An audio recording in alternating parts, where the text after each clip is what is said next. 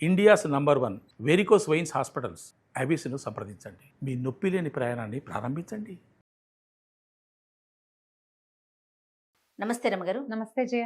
పెళ్ళిళ్ళు జరగకపోవటం, పెళ్ళిళ్ళు వద్దు అనుకోవటం రోజు రోజుకి చాలా ఎక్కువ చూస్తున్నామండి. ఎన్ని సంబంధాలు చూసినా సెట్ కాకపోవటం ఇది కూడా చూస్తూ ఉన్నాం. అసలు ఆడపిల్లలు దొరకట్లేదు, మగపిల్లలు దొరకట్లేదు రమ్మగారు, అన్ని కమ్యూనిటీస్లోనూ. ఇక్కడ అక్కడ అని లేదు. మరి పిల్లలంతా ఏమైపోతున్నారు? యువతే ఉందని మనమేమో చాలా గొప్పగా చెప్పుకుంటా ఉన్నాము. నిజంగా రమ్మగారు అసలు పిల్లలే దొరకట్లా, ఇటు దొరకట్లా అటు దొరకట్లా. 15 మంది మగపిల్లల సంబంధాలున్నాయి నా దగ్గర. ఓహో 15 మంది, 2-3 ఆడపిల్లలు ఉన్నారు. ఈ 15 మంది అబ్బాయిలు ఈ 2-3 ఆడపిల్లలకి సెట్ గారు. ఈ 15 మందికి అమ్మాయిలు దొరకరు. ఎవరితో మాట్లాడినా ఏదో చెప్తారు. ఏవో వాళ్ళవేవో రిక్వైర్మెంట్లు, వీళ్ళవి మీట్ అవ్వరు, వీళ్ళకున్నవేవి వాళ్ళకి నచ్చవు, వీళ్ళు ఒప్పుకున్నవేవి వాళ్ళకి జాలవు. అది ఎవరి రిక్వైర్మెంట్ ఎక్కడ సెట్ అవుతుందో మనకు తెలియదు. అవుతూనే ఉన్నాయి పెళ్ళిళ్ళు అవ్వకుండా ఏం లేవు, పెళ్లి అయిపోతూ ఉంటాయి.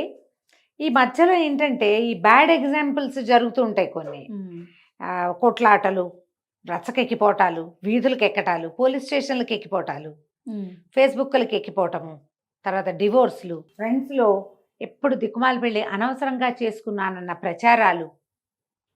దీంతో ఈ బ్యాచులర్ పిల్లలకి ఎందుకు వచ్చిన పెళ్ళిరా దేవుడా అన్న భయం. అవును, ఇలాంటి ప్రాబ్లమ్స్. ఫారిన్ కంట్రీస్లో ఉన్న పిల్లలకేమో ఇండియా నుంచి తెచ్చిన పిల్లలతో ఉండే అవస్థలు అక్కడున్న ఫ్రెండ్స్ చెప్తారు. అందుకని ఇండియా నుంచి పిల్లలొద్దు, నాకు అక్కడే ఉన్న పిల్ల కావాలి. మళ్ళీ అక్కడే ఉన్న పిల్లలు వీళ్ళు ఎవరితోటైనా ఉంటున్నారేమో, ఎవరితోటైనా ఇదవుతున్నారేమో, వీడుంటాడు అది ఉండకూడదు అనుకుంటాడు.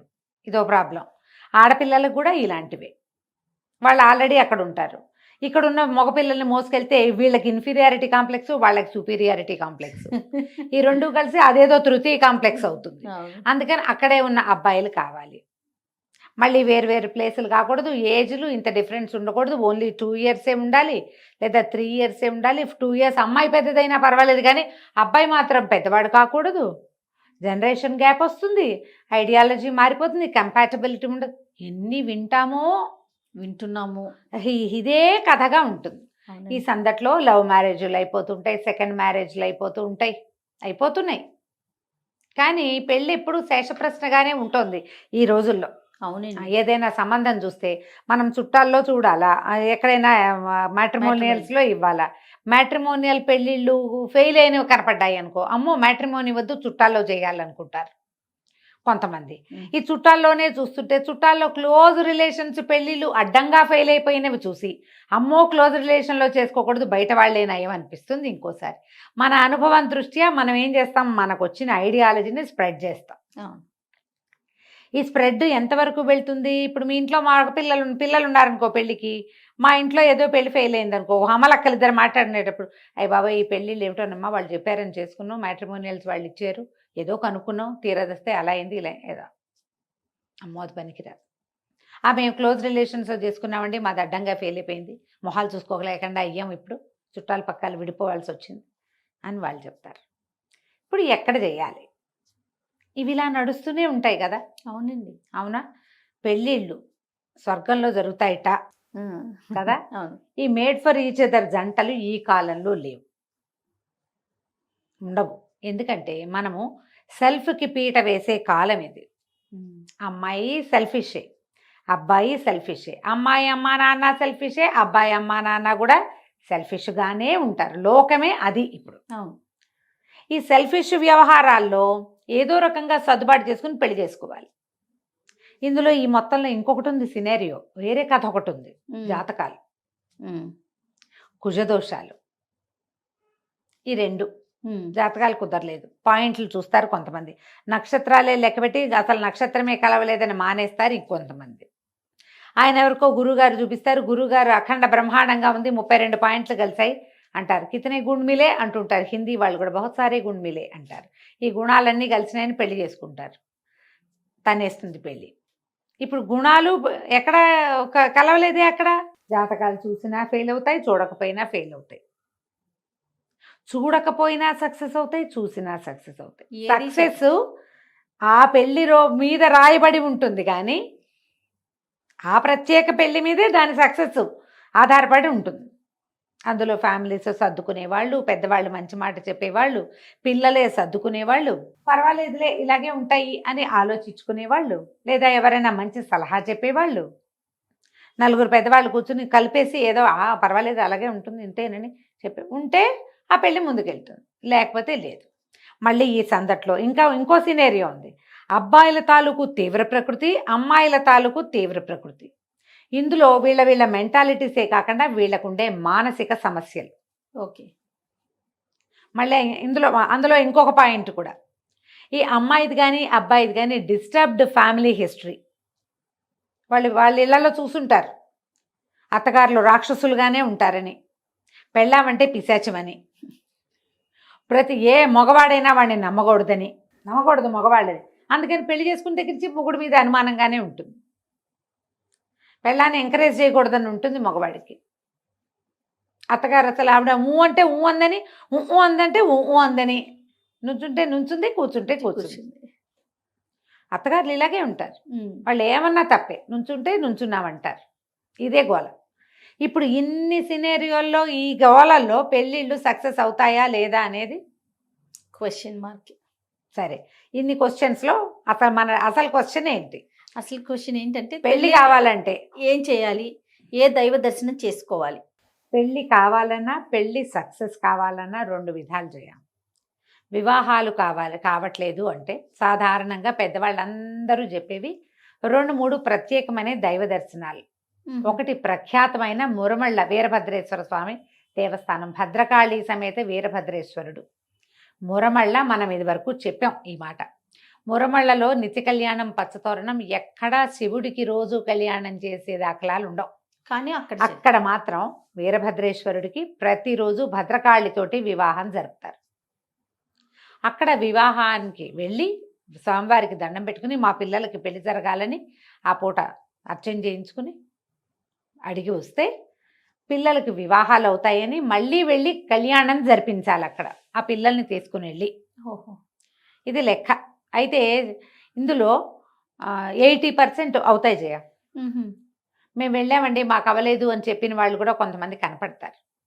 వాళ్ళకి అక్కడ కూడా సెట్ కాని జాతకాలు పాపం వాళ్ళవి. అది మనం చేయగలిగేదేం లేదు. కానీ ఇలా మొక్కుకుని పెళ్ళిళ్ళు అయిన వాళ్ళు మా వాళ్ళలోనే ఎంతమంది ఉన్నారో. మురమళ్ళలో మళ్ళీ చేయించాం మేము వెళ్ళాం అని చెప్పేవాళ్ళు. మన కామెంట్లు కూడా అలాంటివే వస్తాయి. ఒకటి మురమళ్ళు అయితే ఇంకా 2-3 పద్ధతులు ఉన్నాయి. ఈ 2-3 పద్ధతుల్లో ఒకటి సీతా కళ్యాణం జరిపించడం. నవమి ఇప్పుడు శ్రీరామనవమి నాడు సీతా కళ్యాణం, సీతారాముల కళ్యాణం జరిపిస్తే పిల్లలకి వివాహాలు అవుతాయి. ఓకే. ఇప్పుడు అంటే రాముల వారి దేవస్థానాల్లో కళ్యాణం జరిపే విధానం ఉంటే పౌర్ణమి నాడు కళ్యాణం చేసే దేవాలయాలు ఉన్నాయి కదా.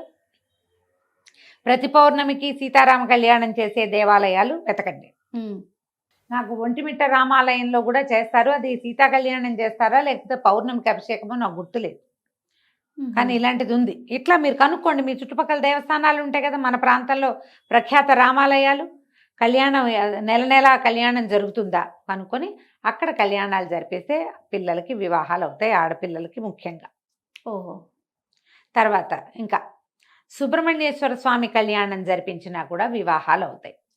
ఈ సుబ్రహ్మణ్య కళ్యాణం అనగానే సుబ్రహ్మణ్య దేవస్థానాలు మన తెలుగు రాష్ట్రాల్లో తక్కువ ఉన్నాయి. అవునండి కదా. మనం ప్రఖ్యాతంగా చెప్పుకోగలిగేది కృష్ణా జిల్లా మోపిదేవి. అక్కడ కళ్యాణము జరుగుతుంది, రోజు కళ్యాణం చేస్తారు. అక్కడ కూడా జరుగుతుంది. ఎవ్రీడే డబ్బులు కట్టి కళ్యాణం చేసుకోవచ్చు, మనం వెళ్ళి కూర్చుని చేయించుకోవచ్చు. మోపిదేవిలో సుబ్రహ్మణ్యేశ్వర కళ్యాణం జరిపించినా కూడా వివాహాలు అవుతాయి. ఆడపిల్లలకైనా మగపిల్లలకైనా మీరు మొక్కుకోవచ్చు. సీతా కళ్యాణాన్ని ప్రత్యేకంగా ఆడపిల్లల తల్లిదండ్రులకే చెప్తారు.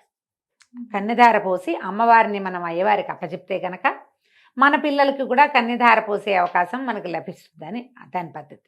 సుబ్రహ్మణ్య కళ్యాణం ఆడపిల్లలు మగపిల్లలు ఎవరి పేరెంట్స్ అయినా మొక్కుకోవచ్చు. మోపిదేవిలో ప్రఖ్యాతమైంది ఏంటంటే సంతానానికి పెట్టింది పేరు సుబ్రహ్మణ్యుడు. అక్కడ చాలా విశేషంగా అవుతుంది.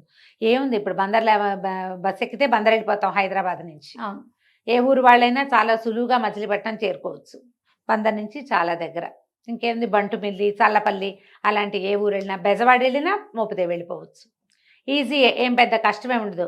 మీరు 1 డే ట్రిప్లోనే ఇది ఫినిష్ చేసుకోవచ్చు. మోపిదేవి దేవస్థానం కోసం చూసుకుంటే ఇంటర్నెట్లో చక్కగా దొరుకుతుంది. కళ్యాణం బుక్ చేసుకోవచ్చు, వెళ్ళి చేసి అక్కడ పెద్ద పొట్టు ఉంది, పాలు పోసి రావచ్చు.